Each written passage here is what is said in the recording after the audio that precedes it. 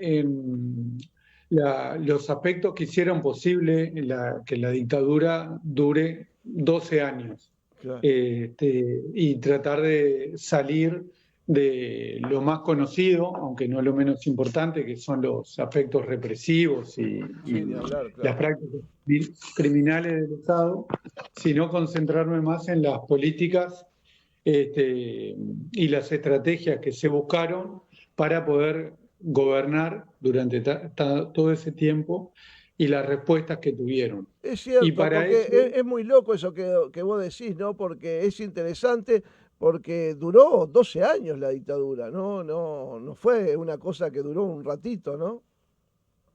no, claro, entonces ahí las primeras preguntas que a veces parecen muy sencillas, muy básicas, nos pueden implicar respuestas un poco complejas, como por qué se dio el golpe de Estado y por qué o cómo fue posible que durase tanto tiempo un régimen así. Y Ujú. ahí en tratar de responder esas preguntas de manera compleja, es que esas son preguntas generales que uno se hace, que las puede contestar para cualquier régimen, no solo el Claro, uruguayo ni la última dictadura. Pero claro. siempre tenemos que enfocar nuestros problemas de investigación en algún lugar para que puedan quedar claros. Entonces, como yo ya había centrado mi investigación de maestría en la ciudad de Durazno, decidí unirla y buscar otros asuntos que me habían quedado pendientes en Durazno, en otro departamento, y por eso elegí Colonia. Esto no quiere decir que es una tesis sobre la dictadura en Colonia y en Durazno, Claro. o una historia de la dictadura en Colonia y Durazno, sino es un poco más complejo y mucho menos localista, digamos. Se hace la pregunta y estudio a fondo en la tesis lo que pasó en estos dos departamentos, pero presto atención a los departamentos de la región, a los 19 departamentos del Claro. país, porque no es que pasó algo en Durazno y en Colonia que merezca la pena ser estudiado por fuera del resto del Claro. país, sino que son opciones para, bueno, para Lo, poder desarrollar una investigación lo a veces, tomaste como base, digamos, como base tomaste estos dos departamentos. sí, donde uno trata de responder esas preguntas que son más generales, bueno, siempre las trata de responder en un lugar. A veces decimos en un país, Uruguay, España, Argentina, Brasil, y esa decisión termina siendo un retrato de la capital o de solo el gobierno a escala nacional, Mm. o del Poder Legislativo Nacional, o del presidente, o de los ministerios, y no pensamos en otras estructuras estatales, en otras figuras partidarias, en otro tipo de representación de político, digamos así, o de política, o de agrupación cultural, etcétera. O sea, Claro. es bastante común en la historiografía en general esa especie de opción por la escala nacional que es complicada porque termina siendo una escala no solo de la capital del país, sino de una de las agencias estatales, las que tienen supuestamente representación Claro. nacional. Y en ese marco, ¿qué cosas fuiste encontrando, Javier, que te llevaron a elaborar este trabajo?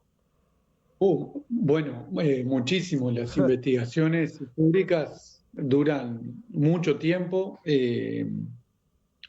Las personas que hacemos estas cosas pasamos gran parte de nuestros días en el archivo, Totalmente. revisando, bueno, ahora con la tecnología, sacando fotos, y después nos damos cuenta que la mayoría de lo que hicimos no nos sirve para el interés que teníamos en ese momento, Claro. pero que no hay manera de darse cuenta si no se hace. Entonces, a mí me interesaba conocer en esta pregunta que te decía hoy al principio, bueno, cómo fue posible el golpe de Estado, romper un poquito la periodización y decir, ¿qué pasa si empiezo a mirar desde el año 73, desde enero, y no desde junio, cuando el golpe ya se dio. Y ahí me vino muy bien.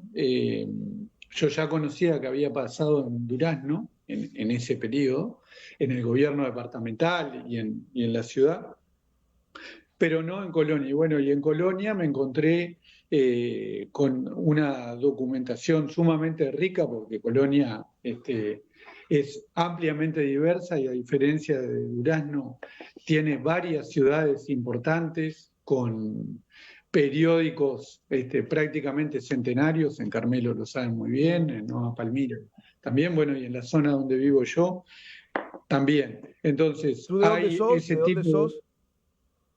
Bueno, ¿de dónde soy? Es complicado, porque tiene varias respuestas. Vivo en Colonia Valdense en Ah, este bien, bien. momento, Ah, desde el 2020. viví en Colonia. Yo soy de Durazno, pero nací en Quilmes, en Argentina. Ah, bien, bien. Pero vivís en Colonia Valdense, por eso no. Como te referiste al lugar como propio, por eso te pregunté de Sí. dónde era. Vivo en Colonia Valdense, Está bien, trabajo en la Facultad de Humanidades de Montevideo. está bien. Eh, Y te decía, entonces, con toda esa documentación, también la de la Junta Departamental de Colonia y de la Junta de Vecinos a la que pude acceder, y hay mucha documentación ahí, porque todas las sesiones se transcriben, etcétera, en todos los departamentos, en los 19. Y bueno, y ahí me encontré con el gobierno que era encabezado por Juan Carlos González Álvarez, este, herrerista, miembro del Partido Nacional, que había ganado las elecciones en diciembre del 71 y que gobernó desde que asumió, pero yo me concentré en ese periodo del 73 democrático, digamos, el que va de enero a junio, con grandes enfrentamientos con la Junta Departamental, sobre todo con la bancada del Partido Nacional, y lo más, tal vez, importante, que con la bancada del herrerismo, que estaba sumamente dividida entre los que seguían a él y a Planchón, que eran los líderes en ese momento del movimiento, y otro grupo de herreristas que eran liderados por Isabelino Arocena, que bueno, terminó en la justicia varias veces. González Álvarez, tal vez algunos se acuerdan de las denuncias sobre el Real de San Carlos y el empresario Petrucci, que fue denunciado por estafador. Y bueno, ahí me sirvió mucho bucear a fondo en las actas de la Junta Departamental en ese periodo para ver, bueno, las concepciones de la democracia, los acuerdos entre los partidos políticos, las dificultades financieras que tenían los gobiernos departamentales, los 19, pero sobre todo los del interior, los reclamos constantes, sistemáticos, podría decirte, de las juntas departamentales como órgano político y representativo de los departamentos al gobierno nacional, por la escasez de recursos, por el mal estado de las obras, por las promesas incumplidas, cosas que parecen repetirse a veces, pero que no siempre, o por lo menos yo no había encontrado sistematizadas y tenidas en cuenta así, una evaluación Claro. del gobierno antes del golpe de Estado desde organismos que representaban a buena parte del departamento. En esa junta departamental de Colonia Así que tú me decís tenían... que en ese momento la Junta Departamental de Colonia estaba gobernada por el herrerismo, pero que tenía grandes divisiones internas. Bueno, sí, la Junta Departamental tenía 16 ediles del Partido Nacional, que era lo que Sí. bueno, hasta ahora la Constitución le da al lema mayoritario, y a su vez dentro de esos 16 había, por decirlo de alguna manera gráfica y rápida, dos grandes bloques: el herrerismo y lo que se llamaría el wilsonismo, que era el sector por la patria y el Movimiento Nacional de Rocha. Claro. Pero a la vez, dentro del herrerismo había habido dos candidaturas fuertes, y la de Juan Carlos González Álvarez y Planchón, que era el diputado de ese sector por el departamento, y la de Isabelino Arocena.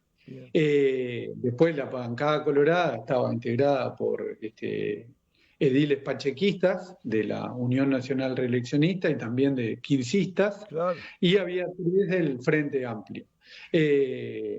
Las alianzas para este enfrentamiento a veces insólito entre el Ejecutivo y el Legislativo como un bloque, trascendían los sectores partidarios. Claro. Uno no puede decir este sector, por eso hay que estudiar y hay que buscar mucho. La prensa departamental le daba mucho corte a lo que sucedía en la Junta, a veces hasta transcribían los debates, los periodistas estaban apostados en las barras de la Junta, pero además están las actas que uno puede ver, que son larguísimos documentos donde hay que seguir las discusiones, y bueno, nosotros siempre vamos haciendo análisis y poniendo temas o tratando de seguir algún tema puntual para tratar de periodizarlo. Claro, está claro. Pero a fines de junio, antes del golpe de Estado, el Tribunal de Cuentas volvió a publicar un documento que era bastante duro con la gestión del intendente, y también alguna responsabilidad de la Junta Departamental por la concesión del Real de San Carlos, y eso desató una nueva ola de denuncias ya no partidarias y políticas, sino en la justicia civil de Colonia, que empezó a tomar declaraciones, y en ese momento es que a la semana Bordaberry da el golpe de Estado, y con el golpe de Estado se disuelven las 19 juntas departamentales más la Cámara de Senadores y Diputados.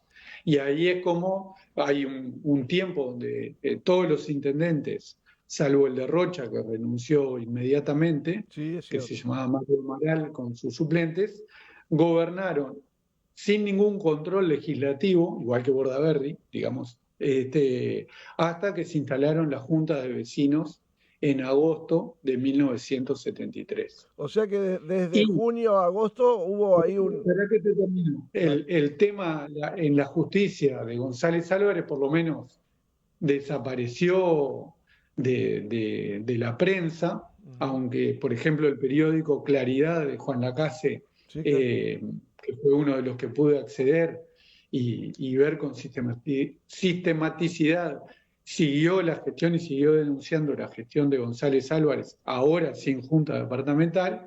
Pero bueno, González Álvarez fue el primer intendente apartado del cargo por la dictadura el 14 de septiembre de 1973, y Colonia fue el primer gobierno departamental en inaugurar una modalidad totalmente por fuera de la Constitución, que no existía ni existe, que es la intervención por parte del Poder Ejecutivo y del Ejército Nacional, y ahí se apartó a González Álvarez, septiembre de 1973, y se nombró como intendente interventor, que era un cargo que no existía en la Constitución, a un coronel retirado que se llamaba Yamandú Biglietti, que vino a gobernar Colonia y lo hizo hasta junio de 1979, en un régimen que el gobierno inauguró a partir de ahí, de septiembre del 73, y continuó en Rocha, que no tenía intendente,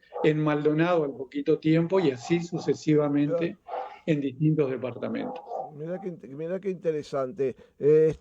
Así que estuvo un tiempo de un agujero negro entre los gobiernos ahí, y después que estuviste analizando lo que fue la Junta de Vecinos, lo que se hacía, porque era integrada, también fue designada a dedo, ¿no? Era designada según Sí, ahí vos decías agujero negro. Bueno, es un periodo llamativo porque el gobierno nacional, el régimen de Bordaberry y las cúpulas militares decían, y así lo escribían en los documentos oficiales, que hacían todo por la República y para favorecer o para proteger o para preservar orden constitucional, así lo decían los documentos. Sin embargo, bueno, una de las claves de la República es la separación de poderes y el gobierno del Ejecutivo controlado por el Legislativo. A nivel departamental no hubo tal contralor hasta agosto en los 19 departamentos, y a nivel nacional no lo hubo hasta diciembre del 73, cuando se instaló el Consejo de Estado. Claro. Y ahí, en esas dos instituciones, Junta de Vecinos y Consejo de Estado, el Consejo de Estado decía, según los decretos, que iba a cumplir las funciones de la Asamblea General. Era una especie de palacio de poder legislativo aunado en una sola Cámara. Y que costó mucho para Bordaberry poder integrarlo. Fue anunciado el 27 de junio y se entró en funciones el 16 de diciembre, o sea, llevó mucho tiempo. Lo presidió Martín Echegoyen, el líder herrerista.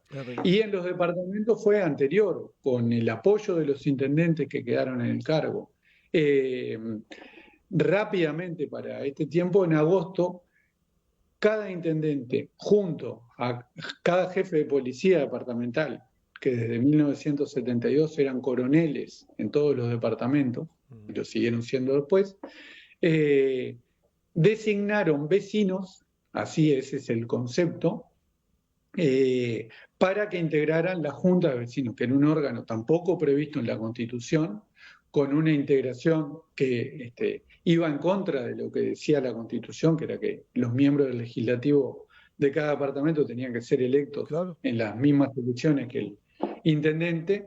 Acá se hacía todo esto de manera contravencional, y sí, cada intendente y jefe de policía supuestamente enviaba una lista al Poder Ejecutivo Nacional, y los designaba, eso sí, están los decretos, es información pública, para que, y esto es lo contravencional, para que cumplan las mismas funciones que las juntas departamentales. 7 miembros en los departamentos del interior, 9 en Montevideo, cumplían las funciones y se reunían cada semana, aprobaban los presupuestos, bueno, tenían esas potestades que le daba no la Constitución, sino el decreto o varios de los decretos que se fueron creando. En Colonia, lo paradójico, después pasó lo mismo en Maldonado, que a las 2 semanas que corrieron a González Álvarez, corrieron al intendente de Maldonado, y los dos fueron detenidos al año siguiente por un tiempo, tanto el de Colonia como el de Maldonado. Pero te decía, lo paradójico es que en el caso de Colonia, el intendente, junto al jefe de policía, que se llamaba Donaldo Catala, nombraron a estas 7 personas y 7 suplentes, entraron en función, se empezó a sesionar la Junta de Vecinos, y menos de un mes después, el Poder Ejecutivo Nacional con el Ejército saca al intendente y pone a un coronel interventor, y la Junta de Vecinos siguió en función. Hubo algunos cambios, y ahí te contesto la pregunta. Sí, la estudié a fondo desde agosto del 73 a febrero del 85, que fue donde funcionó en todo el país. Claro. Las integraciones fueron distintas, por supuesto, había renuncias, no por mostrar contrariedad con alguna política criminal, digamos, porque bueno, no era para lo que estaban llamados, pero hubo grandes conflictos en 1980, 1981 y 1982 por la constante suba de impuestos, que eso también está estudiado en uno de los capítulos de la tesis, la gestión interventora en Colonia y en Durazno, que, claro, sin controles, digamos, representativos del legislativo, con medios de prensa cada vez más coaccionados por las prohibiciones y también por la crisis económica, hasta estos propios vecinos, que eran gente que el régimen designaba, se quejaban o incluso renunciaban colectivamente, como te decía, en Colonia lo hicieron en octubre del 80, la primera vez, por oponerse a medidas, no sé, de memoria te digo, creo que ahí subían 159% los tributos Claro. departamentales. En esa investigación del trabajo de la Junta de Vecinos, que eran nombrados por los militares, decía vos, pero que buscaban alguna gente que tuviera alguna relevancia. Yo recuerdo que en Carmelo había un profesor, después Dante Irurtia, que fue senador por el Partido Colorado, también integró la Junta de Vecinos, si no me equivoco. Este, ahí ellos buscaban personalidades que fueran afín, que apoyaran su gobierno militar, ¿no? Sí, es complejo, por eso el carácter no solo militar del gobierno, y hay que, vuelvo a decirte, destacar la figura de las personas políticas que decidieron Claro, apoyar a...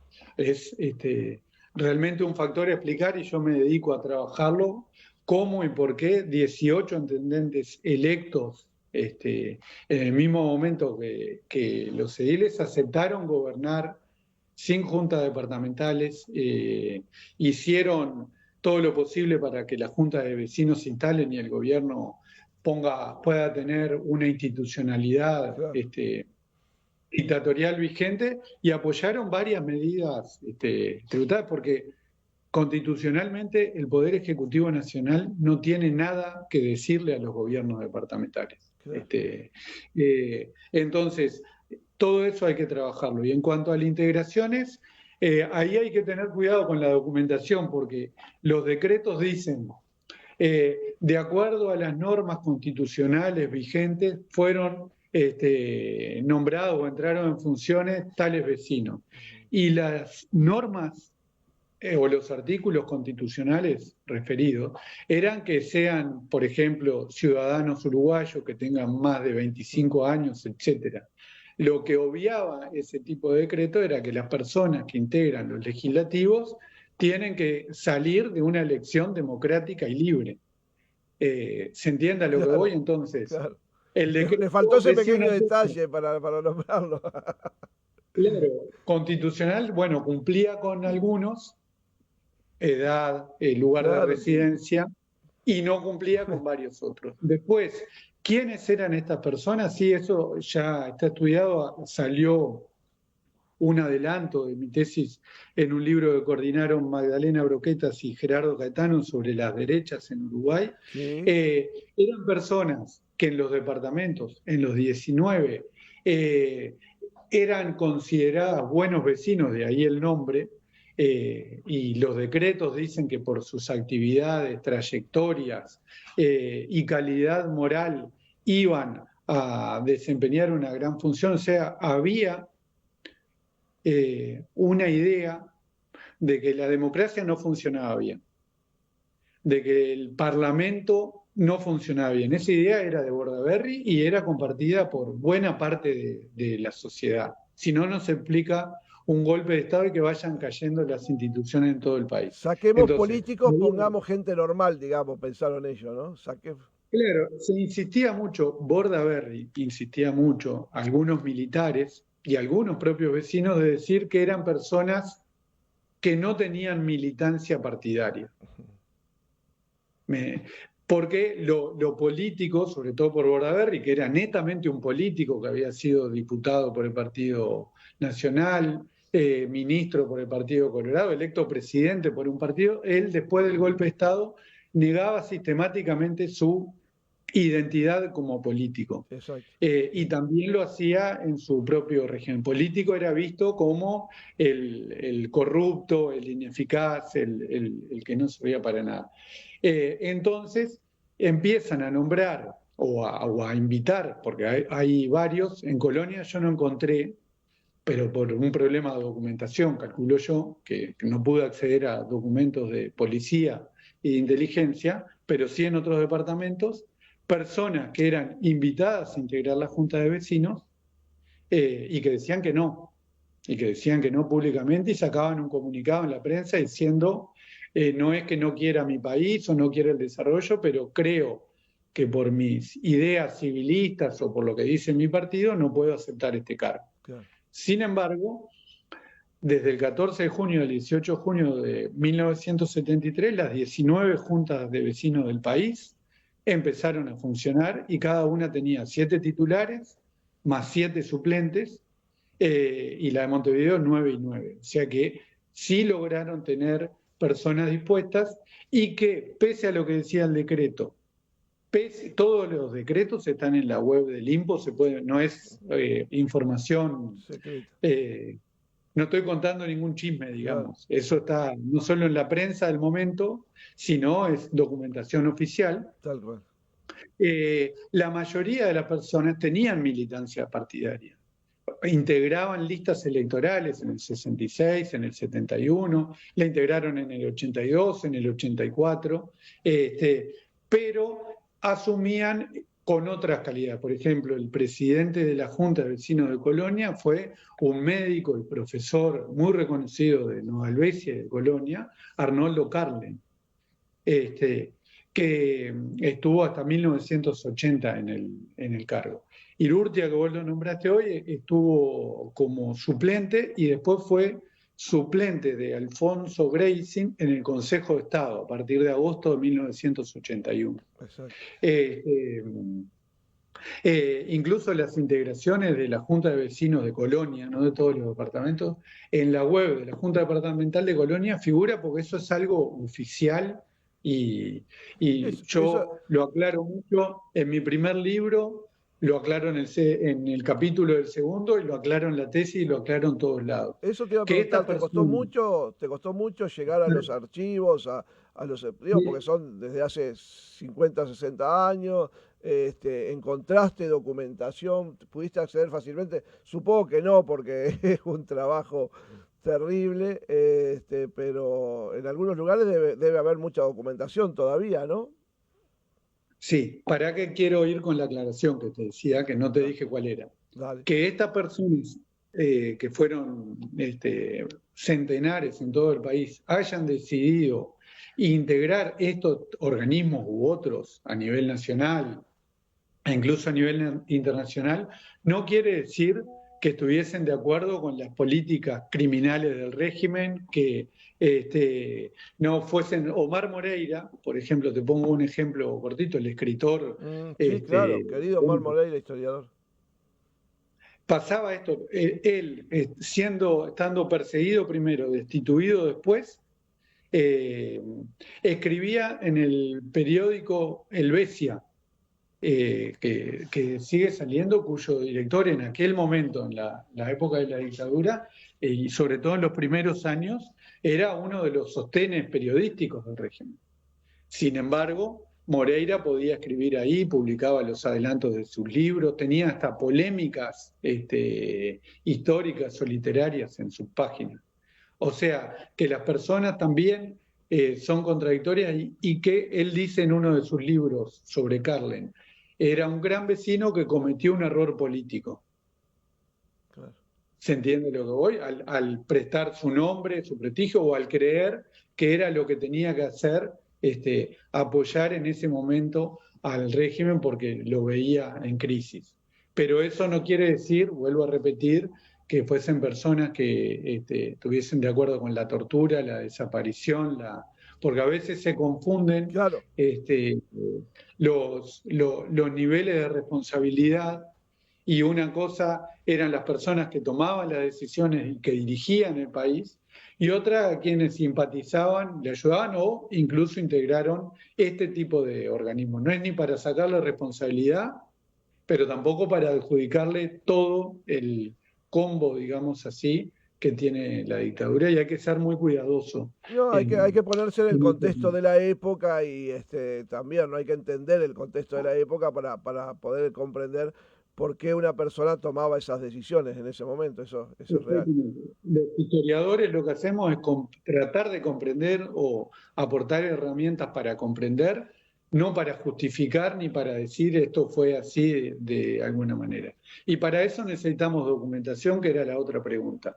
Yo pude conseguir una cantidad importante de documentación y eso es lo que guía la estructura de la tesis, trabajar con la documentación que pude. Había otro montón de ideas que tenía al principio que no pude desarrollar por falta de documentación. Claro. Por ejemplo, te nombraba que de la policía y de inteligencia en particular, pese a las leyes que promueven que los archivos puedan ser consultados, no conseguí información. Eso no me frenó la investigación y busqué por otro lado, busqué por la prensa, busqué por Claro. Libros publicados, por ejemplo, por Omar Moreira, por homenajes y por las actas de la Junta de Vecinos. Eso nosotros lo vamos haciendo, los historiadores, triangulando, sistematizando las fuentes que junto a la teoría y a la metodología son los que hacen el trabajo histórico, porque la tesis no es tampoco poner documentos transcriptos, sino hacerle preguntas, problematizarlos, tratar de pensar qué es lo que me dice Colonia del resto del país o qué me dice de Colonia, en este caso, del autoritarismo en general, más allá de la última dictadura, y los comportamientos de las personas, cómo pueden ser, y queda demostrado, a veces contradictorios, que por un lado podían apoyar al régimen en algunas cuestiones y estar totalmente en contra o mostrarse solidarios con personas perseguidas, la misma persona. Entonces, eso que te lo da la teoría, los estudios en otros países, que permiten ver esas escalas de comportamiento, digamos, no hay personas 100% puras, 100% resistentes, 100% adherentes, 100% malas, por lo menos en historia no los vemos así. Planteamos que puede haber errores, que puede haber equivocaciones o que puede haber proyectos que se explican por ese momento. No es nuestra tarea ni decir este es el culpable, ni defendámoslo. Sí. ¿Te dejó satisfecho el trabajo que finalmente te presentaste para este doctorado y que en el cual le debes haber dedicado muchísimo tiempo, ¿no? ¿Te dejó conforme? Sí, yo con las cosas que hago yo no soy muy conformista, digamos. Siempre miro lo que faltó, lo que podría haber estado mejor, lo que podría haber sido más claro. Pero creo que sí, es una investigación de largo aliento que empezó en 2017, 2018, y tuvo la pandemia entre medio y un montón de problemas, que logró sortear distintas dificultades e incorporar algo novedoso en los estudios históricos de este país, como que es pensar el país, pero en vez de desde la capital del país, desde 2 departamentos. E incluir lo que pasó en los 19 departamentos. Por ejemplo, la tesis tiene 5 tablas con anexos de lo que pasó en los gobiernos departamentales durante toda la dictadura, quiénes eran los intendentes, los interventores, los consejeros de Estado, que esa información no está a disposición por ahora, está fragmentada o a veces tiene muchos errores. Incluso la más básica, no sabés lo que me costó a mí poder determinar con claridad quiénes habían sido los intendentes de Colonia en el siglo XX, claro, que puede parecer un detalle menor, pero es una información básica como estar calzado para salir a caminar por la tierra. Claro. Sin esa información uno no puede arrancar. No es que la tesis habla de eso. Pero, porque, bueno, sí, yo me acuerdo que habían ganado los blancos, bueno, hay que ir, no es que la información no está, claro, hay que construirla, hay que buscarla, chequearla y hacer ese es el dato que puede parecer más anecdótico, claro, de todo esto. Así imagínate con otro tipo de cuestiones que no están sistematizadas, pero yo tuve mucha suerte de poder trabajar con mucha comodidad en la Junta Departamental de Colonia, donde me permitieron, después de presentarme, de decir quién era, por qué estaba haciendo ahí, ver esa documentación que es pública, ¿no? Cualquier ciudadano tiene derecho a verla, pero a veces no siempre están en buen estado las actas o no hay lugar para para mirar, o bueno, no tenemos un espacio acorde, y a mí, siempre que iba, que yo cuando arranqué la investigación no vivía en Colonia Valencia, me vine a vivir mucho tiempo después, siempre que vine, pasó lo mismo en Durazno y en otros departamentos, tuve buena disposición para no solo acceder a la documentación, sino de trabajar con comodidad. Buena luz para sacar las fotos, tiempo, y eso lo agradezco. Lo mismo que con los medios de prensa que pude consultar. Y si vos decís qué cosas no me hubiese gustado, bueno, no para esta tesis porque es imposible, pero merecerían los departamentos. Nosotros siempre hacemos recortes en ciudades, por dónde está la prensa, por dónde vivimos, dónde no.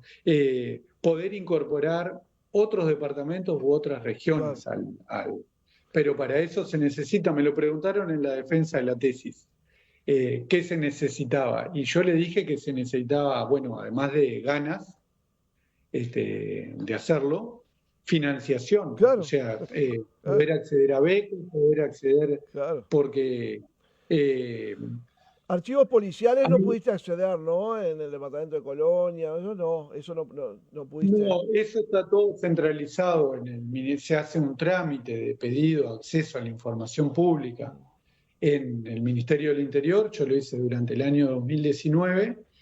Esperé todo el año, lo arranqué creo que en marzo y terminó en noviembre diciéndome que no tenían información. Eso es uno de los debes que tienen las políticas de acceso a los archivos, y no solo de la dictadura, en este país, que es un tema sumamente complejo.